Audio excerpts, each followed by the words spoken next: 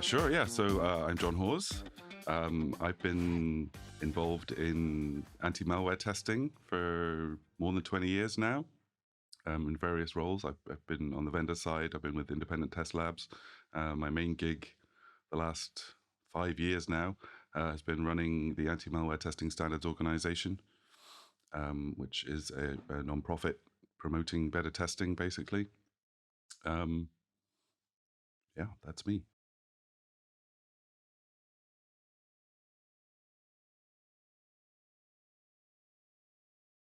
Well, actually, I was always interested as a kid. Um, my dad was a primary school teacher, and he was the one who he did all the science side of things. So he got to bring home cool stuff during the school holidays because it's much safer at someone's house than in an empty school.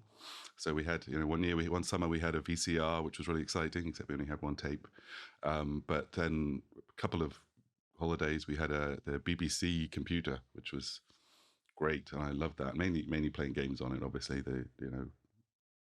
Tanks shooting over mountains and that kind of thing. But they had a turtle. Did you ever play with the turtle?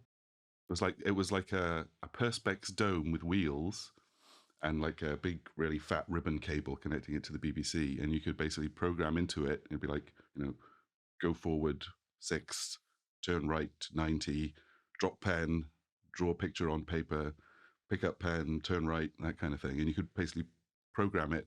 You would type in a string of stuff and say go and see if you got it right, basically. I guess that was my kind of first introduction to what computers could do.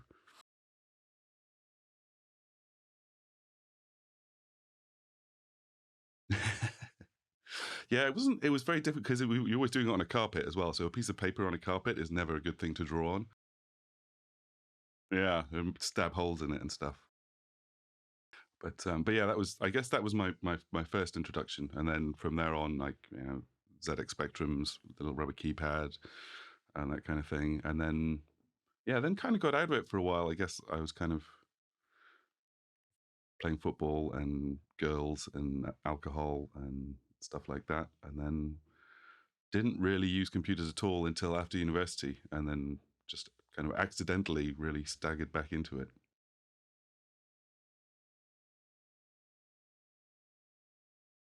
No, no, and so this would have been the mid '90s, and it was the time the kind of internet and email was all kind of taking off. But I don't know, I was far too busy with other things, so I wasn't paying much attention to that at all. And yeah, it wasn't until after university then I needed a job, went to a temp agency and did a string of sort of 2-3 month contracts and various things. I worked in a company making precision instruments like particle beam splitters and space mirrors and things like that. And I worked in their archive room, basically building a database of all their old blueprints of all this weird stuff, which was really fun. Like going through these random boxes and going, "What is this?" and putting it in a database, which they would then use to find anything or any. If they ever had to rebuild the Hubble Space Telescope or something, they'd have the blueprints for the mirrors that they'd built there.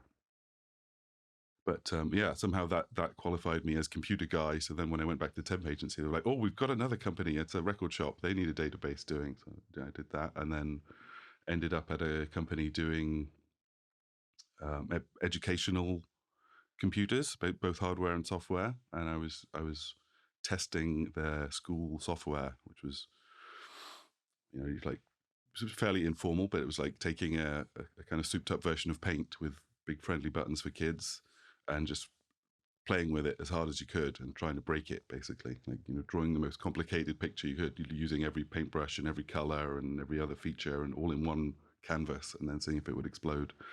So that was my introduction to testing, I guess.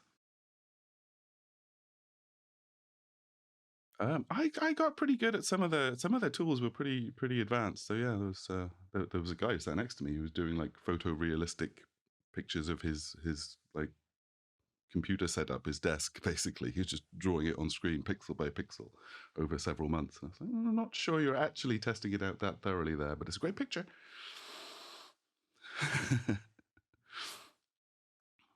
Yeah, yeah. But it wasn't just paint. Obviously, there was all kinds of different software that they provided for schools that we and a little bit of security stuff as well. Sort of locking down the system so that kids couldn't access stuff they shouldn't do. So that was, I guess, my first introduction to security as well, was trying to break that stuff.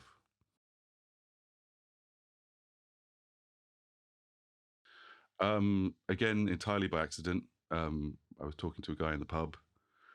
I think it was about my then partner's work drinks thing, and I was at the girlfriends and boyfriends table. I was chatting to this guy, and he was like, "Hey, the company I'm working for needs some testers. Do you want to come and get a proper job?" And I was like, "Okay." So I went and joined this company, and I was there 5 years testing their antivirus products.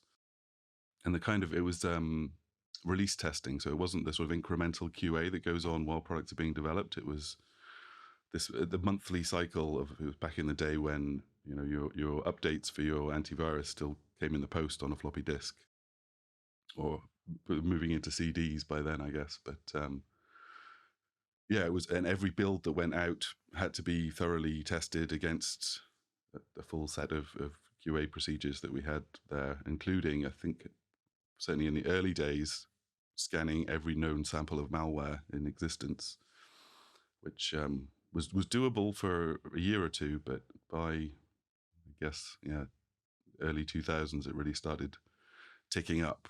I think at the time it was sort of a few tens of thousands, and then suddenly there's a few 100,000, and then we're looking at, I don't even know what it is today. It's like millions per month coming out. So that would be completely unmanageable these days. But totally, yeah. And that was, even then, that was the main focus of the work. Really, was kind of building up the capacity to be able to do that. That a build comes out, you want to get it out the door as quickly as possible. You don't want to sit there waiting while this machine chugs through hundreds of thousands of samples to detect. So distributing it, speeding up the machines, that kind of thing. So that was quite interesting work as well. And also we were working on lots of different platforms, because the company supported dozens of versions of Linux and Unix, and really obscure stuff like old OS2 and OpenVMS and things like that. And that was, for some reason, that became my specialty area. I was the non-Windows guy, and non-Windows included everything apart from Windows and Mac for some reason. So I got to play with AIX and HPUX and Solaris and all these things, which was fun times. Yeah, and the pain in the ass ones to play with as well. NetWare, always hated NetWare. Oh my god. Don't go there. Don't bring them up.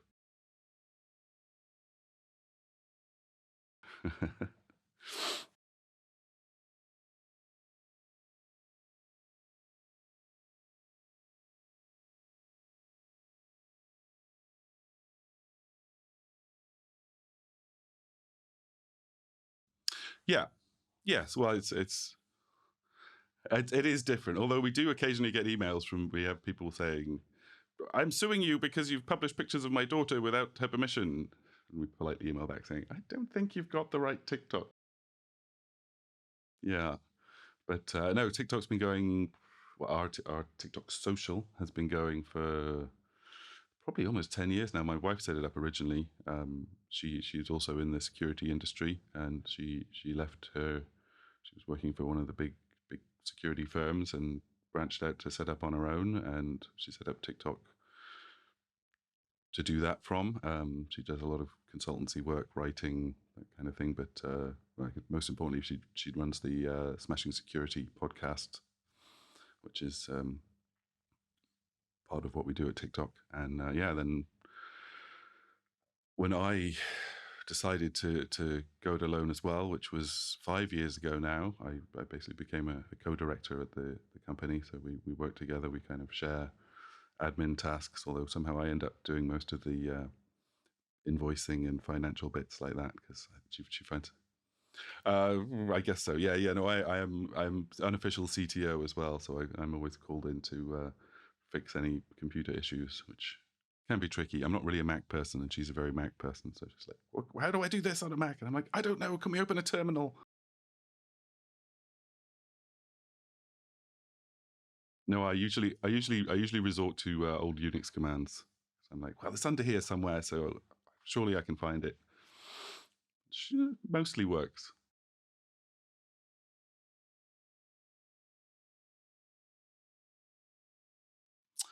Well, obviously, my current gig at AMTSO is done through I'm as a consultant for via TikTok Social. I do a bit of writing stuff on the side. That was another string to my bow a while ago. I did a few years writing for the Naked Security blog. It was quite big back in the day. 3 or 4 years I worked for them, and that was quite fun as well. Sort of finding interesting stories in the security space. So it meant you keep up with all the news, that's everything big that's going on, but you're also kind of squirreling down and trying to find the weird stuff that no one else has reported yet, or that might be of particular niche interest to your audience, but hasn't really been big enough to make it in any of the bigger outlets. And then also on the other side, kind of taking whatever big stories have come out and kind of giving them an interesting spin. That's kind of think pieces on them, which was very enjoyable. And yeah, I like writing, so I try and keep that up. I try and have a few side gigs going because it helps to keep on top of the news and get a bit of money out of it as well. And I get to practice my writing, which you got to keep warm.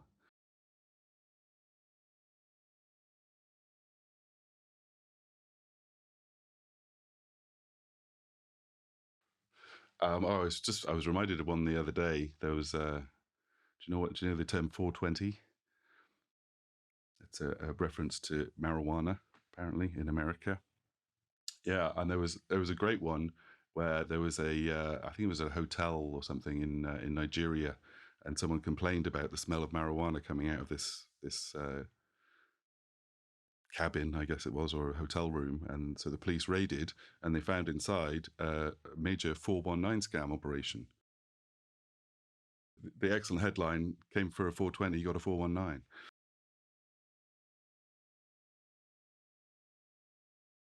Yeah, you'd think, right? You'd be more careful if you're doing a big scam. Don't make a big stink. Yeah. Hmm. And I did another one. I can't think what it was about. Something to do with the U.S. military, though.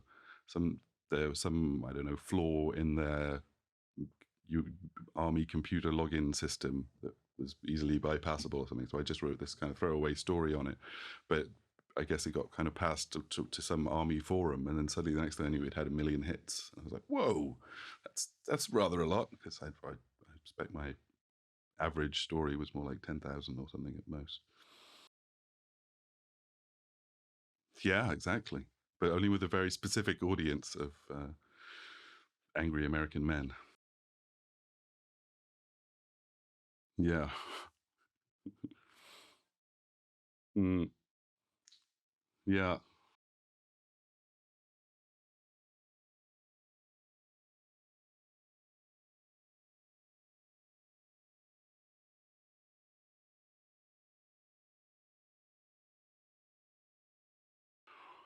Um, Mainly talking to people, to be honest. In my current role, and in fact in my previous one as well at Virus Bulletin, there was a lot of interaction with people all over the industry. Certainly, the vendor side, the security companies, you have to work with them on a daily basis, and it's mainly the engineers that I tend to work with.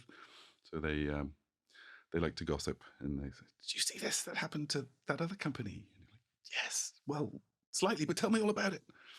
So you kind of get all the kind of inside secrets, which is kind of nice. It's like being in the smoking area in a big office. You kind of hear about what's going on in all the other departments that no one else hears about.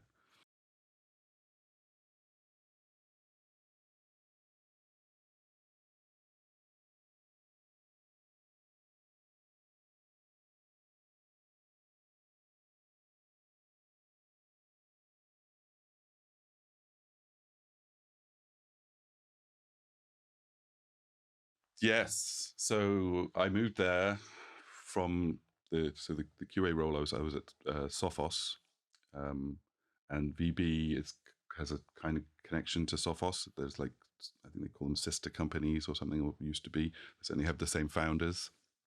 And the guy who ran the VB testing side used a corner of our test lab for years, and for a while was actually my upstairs neighbor as well. And we were always like, who is this guy? Yeah, exactly. Yeah. Yeah, but I didn't really know who he was for the first year or two, but eventually got to know him and figured out what was going on. And I was like, oh, this is kind of interesting. And then when he left, they were like, we need someone that can take over this job. And I was like, sounds like I could probably do it. I reckon it's kind of similar to what I've been doing the last 4 or 5 years at Sophos. So yeah, I went and did that, and I ran the VB100 certification program for 10 years or so. And the last 2 or 3 years, I was helping run the company as well. So that was, yeah, quite fun stuff. I contributed a little bit to the conference side of things, which is probably what they're best known for. The VB conference is a pretty big thing in the anti-malware industry. And that was always fun. I never really had to work on it very hard. They had a team of people. Most of them are still there, still helping run the conference. But as member of the team, I got to tag along, and there's nothing gets you a hotel room upgrade more than bringing a couple of hundred people and spending a couple $100,000 on catering. Give you some really nice rooms.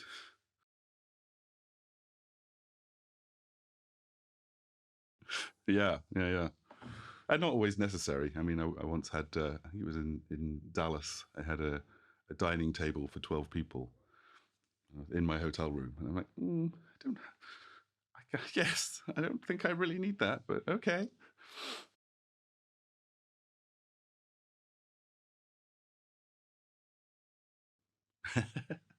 I don't, I, yeah, I don't know if world class is the right term, but yes, we certainly, so yeah, that was a big part of what I was doing at VB. So the certification test, the VB100, one of the major parts of it was the core certification set of malware samples, which came from the wild list. And we had a process.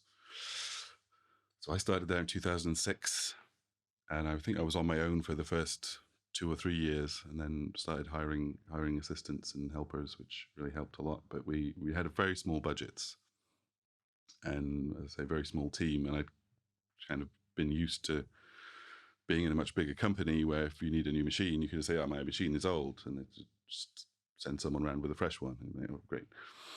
But in the situation, we didn't really have that. We were in a tiny little test lab as well. It was basically a repurposed meeting room. It barely really had the aircon to cope with all the machines we had stacked up in there. But yeah, a lot of the work involved was validating the samples, basically making sure that they were malicious and actually valid samples that could be used in a test set. And if we went to a vendor and said, "Look, you're missing the sample," they wouldn't just turn around and say, "Ha ha, that's rubbish," which was a lot of manual work, because we had to kind of sit there and try and get them to execute, figure out what they're expected to do, try and get them to do it, and then say, "Check, that one's definitely good, put it in, next." So we spent a lot of time trying to figure out ways of automating this stuff. We started with, well, just the process of cleaning up the machines, because once you've put a piece of malware on the machine, you want to make sure it's clean again before you do anything else, because otherwise anything that comes after is going to be tainted. So we had lots of different ways of doing that, but then we figured out that we built a very, very, very quick and dirty system where the machines would basically boot into Linux, rewrite the Windows partition completely, and then boot back into Windows. It's very just a grub config file that got dropped in to change which way it booted. And then we thought, while we're doing that, we're like, oh, hang on, we're in this Linux machine and we've got access to the hard drive, so we can just drop anything in there we want and pull anything off there that we want. So we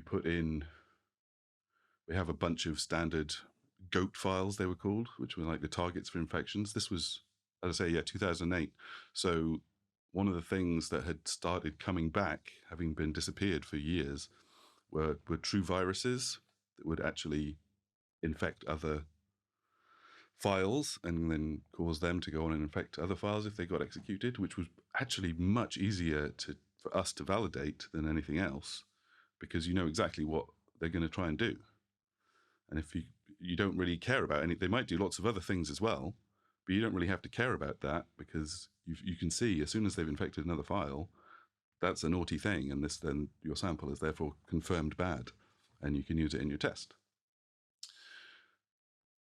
And I think the kind of resurgence, it was something to do with Chinese file shares. That's what people used to say anyway, that these file infectors were kind of spreading across these huge file shares that they were using in China to share all kinds of stuff. And some of them were quite prolific. There was one called Fujax, and if you remember that, it was the panda waving joysticks virus. And it would just infect just about anything. And then it changed the icon to this little picture of a panda waving joysticks. But that was a very basic one. It basically just inserted a copy of itself, so it was obvious and very simple to detect, and obvious to pick up as a user as well, because you could see the icon had changed. But some of them were more sneaky, so there were a lot of the polymorphic viruses which would fiddle themselves a little bit, so they looked a little different every time. So we built a process to validate and replicate them at the same time.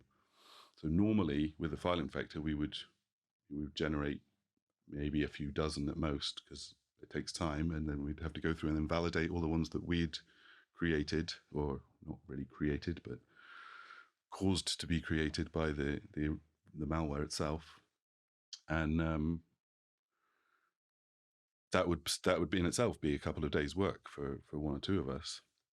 And if there were 20 or 30 of these things in each monthly set to prepare, then that was basically most of your month gone.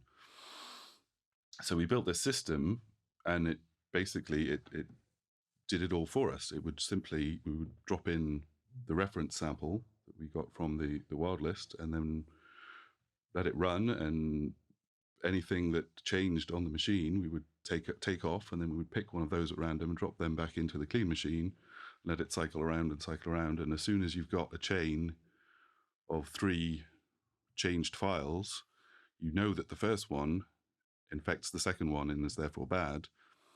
And then when you get the third one, you know that the second one has been infected with infectious code and is therefore definitely, it's a working thing. So we would take this chain and we would take off the top 2 and the bottom 2, and all the ones in the middle were proven, validated, and good to go. And we spent quite a lot of time kind of refining the process, trying to get it as fast as possible. It was very, very simple, and it was still Windows XP in those days, so it was possible to get quite a small install. I think it was 800 meg or something.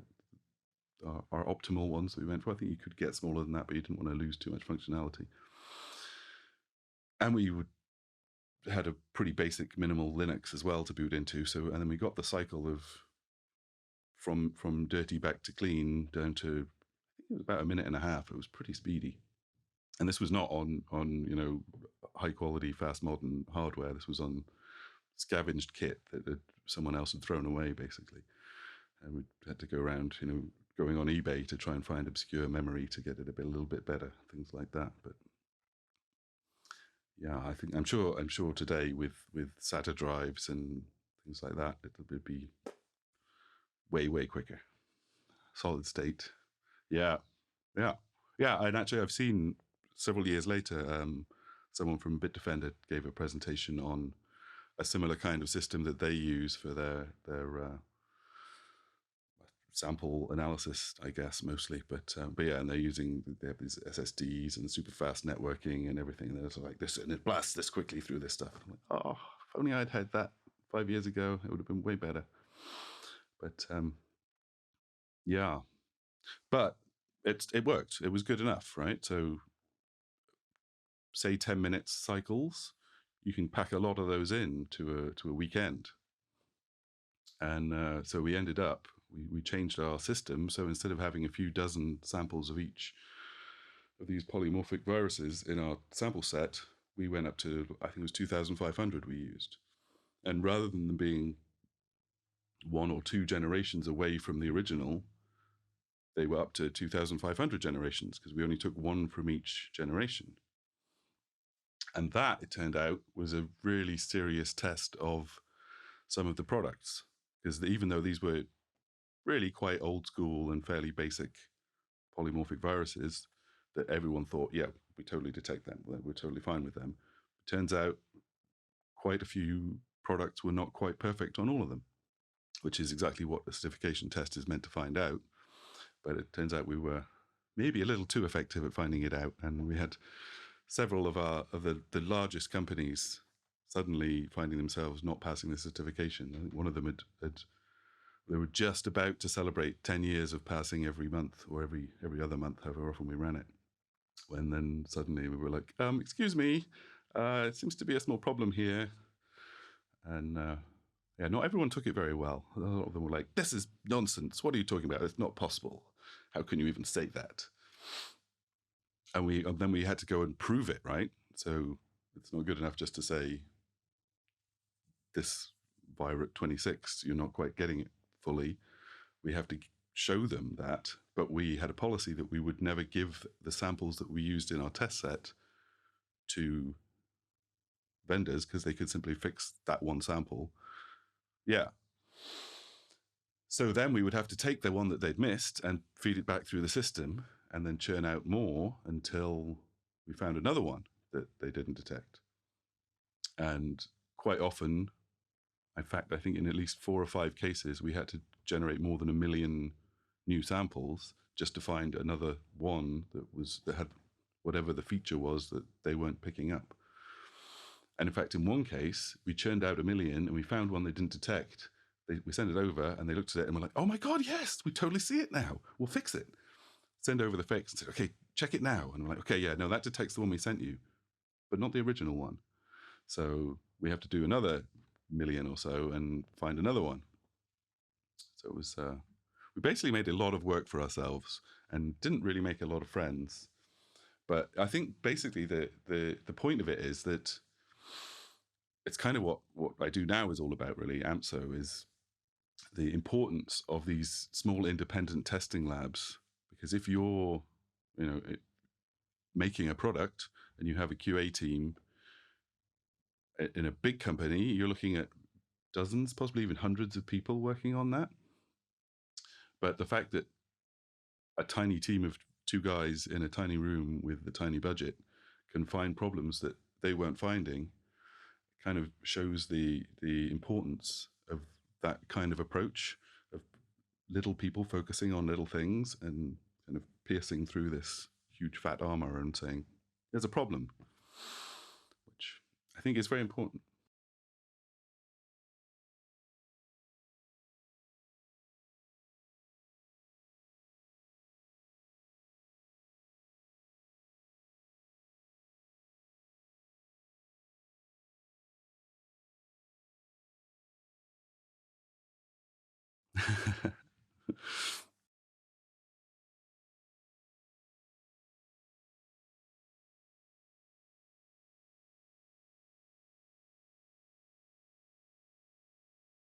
They weren't usually huge problems, I guess. That was the thing, that it's more, so in that case, it's like this obscure little virus and it's one sample of it, and it's quite possible that no one else ever saw a sample that had those characteristics anywhere in the world, and if they did, they may have had a different product that actually did detect it, so it may not have got through. But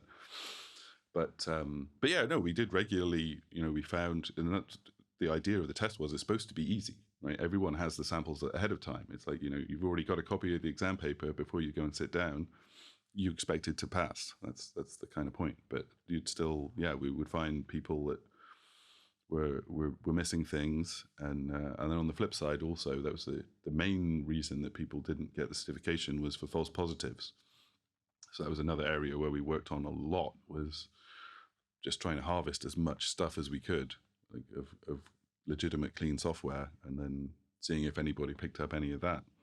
And that was also a source of lots and lots of arguments as well, because people would be like, this is pretty obscure. This is like weird Russian notepad executable that has only ever been seen on 2 machines in the world. And you're like, yeah, okay, maybe that's not significant enough to deny certification, perhaps. But so there's a kind of double thing of A, trying to get as much stuff as possible, but also trying to make sure that it's at least reasonably meaningful, which can be very difficult. Like there's not an enormous amount of, well, certainly back then, there wasn't an enormous amount of information on, how many people are using a given piece of software.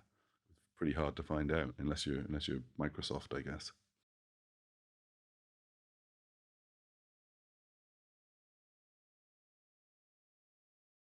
Yeah, even things like the big download sites, it would say, this thing has been downloaded 12 million times. Does that mean it's got 12 million users? Is that a lot? I don't know. Yeah, it could be. Why not? Uh-huh.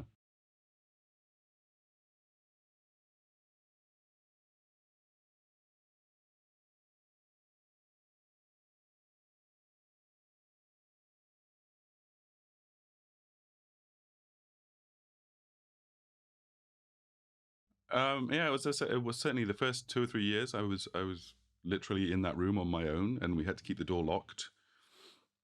Um, because they had very strict rules. Our offices were being hosted by a security company, and they were like, we don't want your stuff coming near any of our stuff, so keep well away. And they had their own pretty extreme policies for we were right next door to the virus lab, so the process of getting stuff in and out of the virus lab was always pretty arduous to make sure that nothing ever got out that shouldn't do. So we had to do that, and yeah, but I'm quite happy sitting on my own for 3 or 4 hours at a time, and also I guess part of the benefit of being hosted inside a big company, especially one where I'd already worked for 5 years. I knew a lot of people there, so yes, going for a smoke break or going down the cafeteria for a sandwich or something, it was always it was kind of like, yes, like sitting at a desk and not keeping your headphones on and not talking to people. Really, that was the only difference. I just had a door.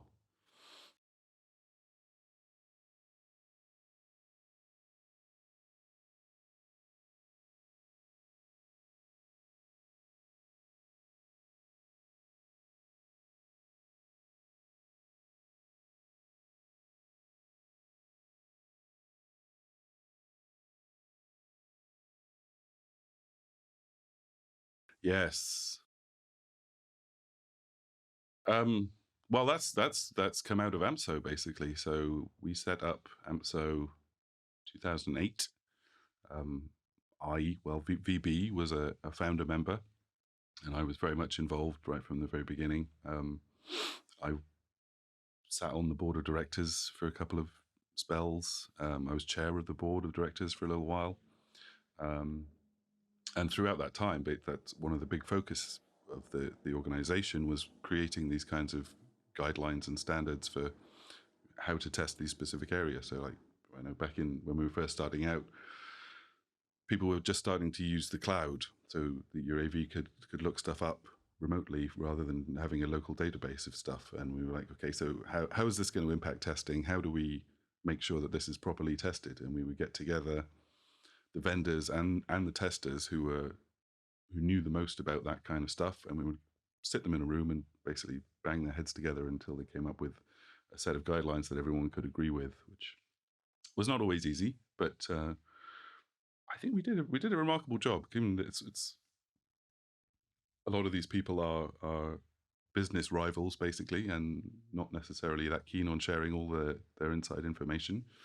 And even on the testing side, you don't want to let your fellow testing labs know that you've got a new idea coming out in a couple of months, because they might gazump you.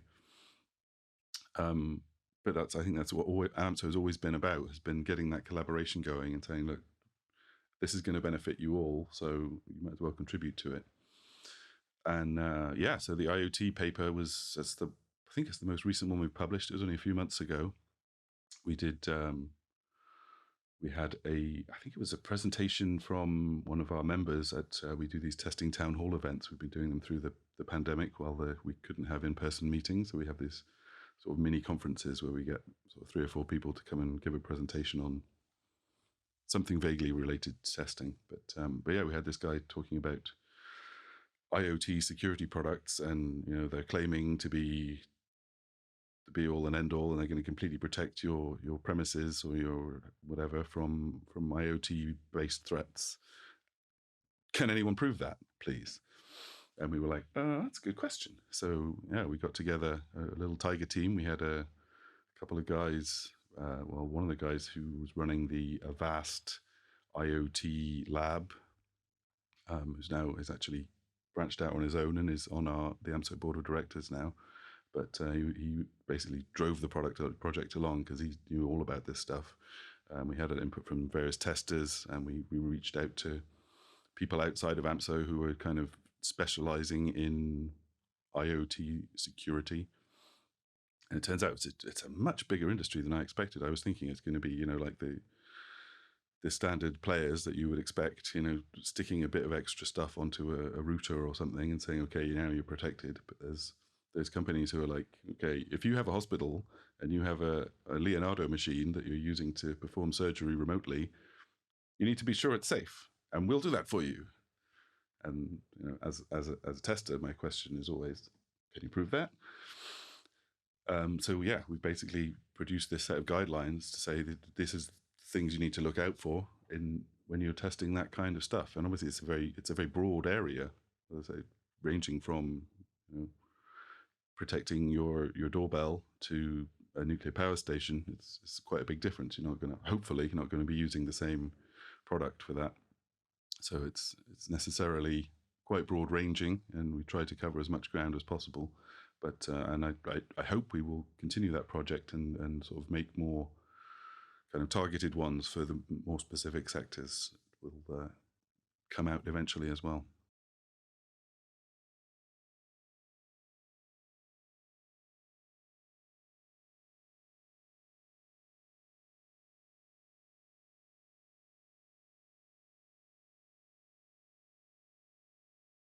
Yeah, well, that's the thing with actually a lot of the stuff that we talk about, certainly within AMTSO, is aiming to be sort of non-technology specific. Is not to say, okay, if you have a product of this type, this is what it should do and this is how it should work. We try to say, okay, if you're going to secure something, we don't really care how you do it. We just want to see if it's effective or not. And that kind of approach tends to make it more flexible so that you can cover different kind of verticals. And that's very much what we focus on certainly in the IoT paper, was on securing the infrastructure rather than the actual tools themselves. So we don't talk about, is this particular type of doorbell more secure than this type of doorbell, but is this product which is offering to make your doorbell secure better than this one? And yeah, but I certainly imagine I've seen the size of the medical area, and how quickly it's growing. I can easily see that being something that we would have to do something specific about at some point, because once it gets big enough, you kind of have to have something more focused. And I'm not actually aware of any testing going on in that specific area. There have been a few small tests of more general, mostly home user IoT security stuff, but it's definitely something we need to have, because otherwise, how are we going to know if these things are any good?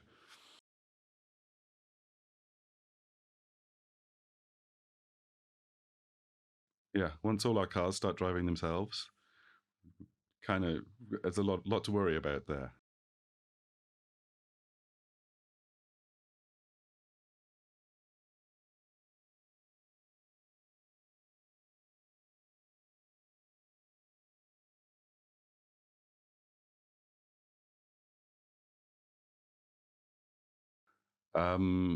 The money stuff, I guess, that was always like suddenly going from the impact of money on my working life is, can I have this much this year, please? Yes, no. To suddenly, here are 27 different things that we need to spend on. Here are 10 different things that we're getting money from. And how do we balance that all out? And yeah, and doing that while still doing the job was particularly difficult, especially in this in testing, because you're basically saying this person is good or bad, while at the same time saying this person is going to give you money or not. So kind of avoiding any kind of inappropriateness there was quite difficult. So we tried, certainly by the time I was kind of managing the money side of VB, we pretty well separated, the people who knew who were paying for various services that we provided from the people who were doing the testing work, because they didn't need to know. So but while it was just one person, that was very difficult, obviously. So you kind of relied on your kind of personal integrity, that kind of thing. And I think that remains a yeah, yes. I mean, you kind of have to be beyond reproach, because as soon as you do a bad thing and someone finds out about it, you can't ever do anything else, because no one's going to trust you anymore. Which is another big thing that we still have an issue with in AMTSO today. We have a lot of people who don't trust testers, because they say, well, if you're getting paid by vendors, then how can I trust you're independent? And that's another part of what AMTSO has been trying to do, is to help the testers demonstrate that they're being transparent, that they're saying what they're doing, what they say they're going to do, and they're open about everything. And if somebody's giving them lots of money, they need to tell people that and say, okay, this test was sponsored by whoever. And yes, it's all about trust. It's all about fostering trust in the readership. Whoever's consuming your test data needs to believe you.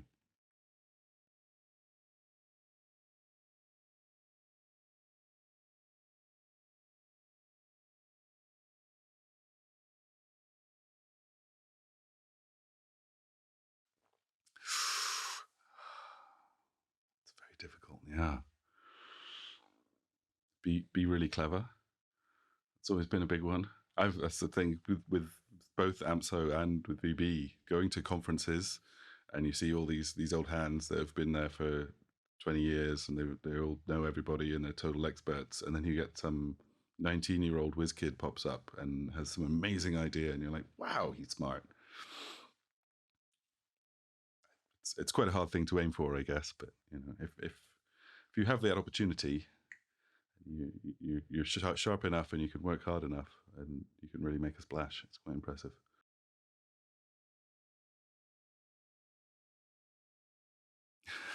Yeah, working hard. Working hard is generally quite useful, especially in early days. But yeah, and also I think getting to know people, which I know is not necessarily a top skill in the IT field, but it's it's the only way to do things, really. You can't ever work in a vacuum. You have to work with other people, and whether those are colleagues on your team, or an official rival on the other side of the world who just happens to be a bit friendly. The more people you know, the more resources you have, basically. If you need to reach out in an emergency and say, I'm stuck, I need some help, you kind of want someone to be there to say, I can help. And you need to be that person yourself as well. So making those networks, very, very important.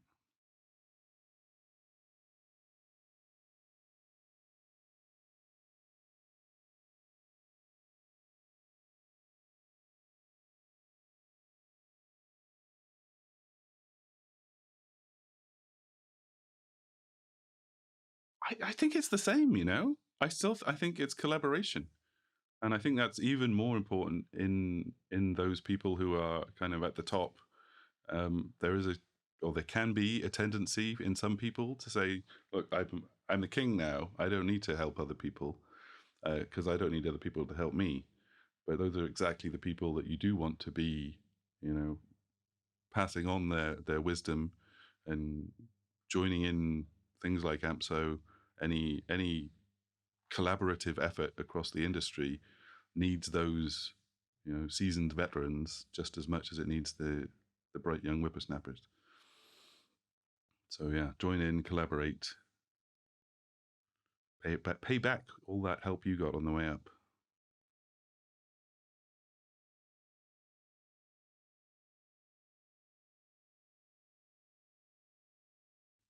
Yeah, definitely.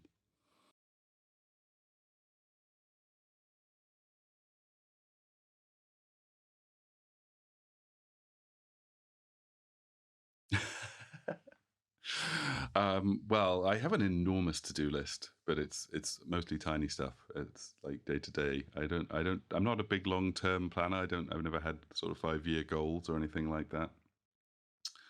Um, I've always had this idea of at some point taking like an extended period of time off. I've had that, where you like you leave one job and then you have like 6 months before the next job starts, which never quite managed. I don't think I've ever actually had more than a weekend gap between employments. So, in fact, when I started VB, I kind of overlapped with in fact, both my previous jobs have overlapped with the ones before. So I've not had any kind of break in between. But obviously, doing that would mean leaving AMTSO, which I don't really want to do because it's quite good. I quite like it. So, but maybe one day I'll get around to that. But that could just be retirement. So the gap between, yeah. But that's kind of not the point, though, isn't it? Really, the idea is to do it before then, while you're still and decide if you want to go back or not. I was talking to one of the serious bigwigs who recently sold his company and retired and went home and decided he wanted to take up cooking. And after 3 weeks, his wife was like, "Get out of my kitchen!" So now he set up a new company and is back working again. So he had almost a month.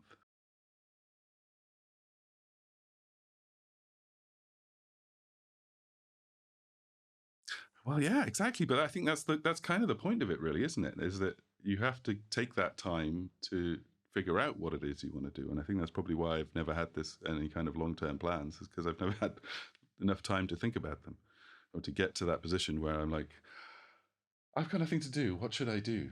As opposed to, I've got nothing to do. Oh, thank God.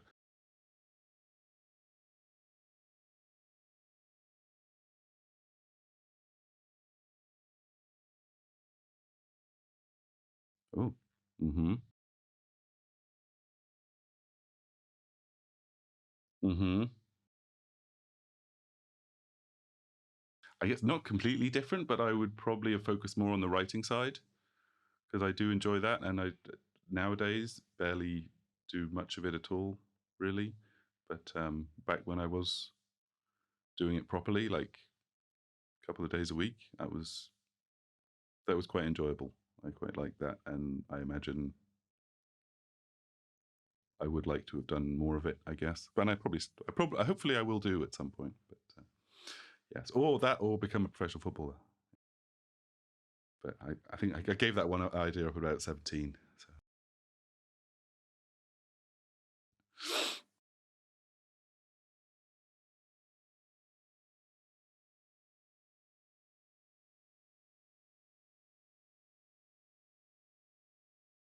no worries. It's been fun.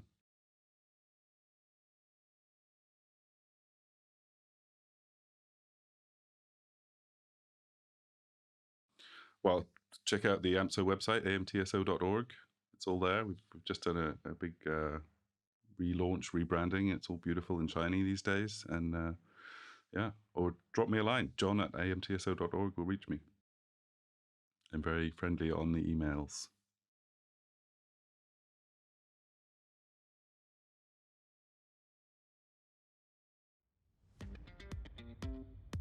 I don't know. I think I'm all good.